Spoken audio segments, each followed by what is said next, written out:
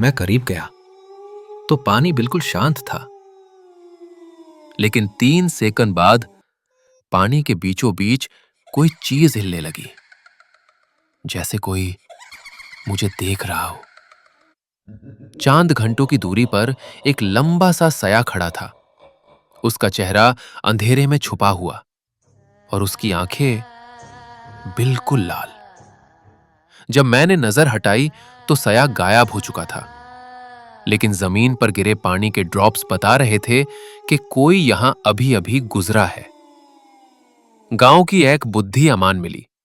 उन्होंने कहा, बेटा, रात होने से पहले गांव छोड़ दो। वो जो सया है वो इंसान नहीं। मैंने पूछा, आखिर है कौन? जिस इंसान का कत्ल यहाँ तलब के पास हुआ था, उसकी रूह आज भी अपना बदला ढूंढती फिरती है।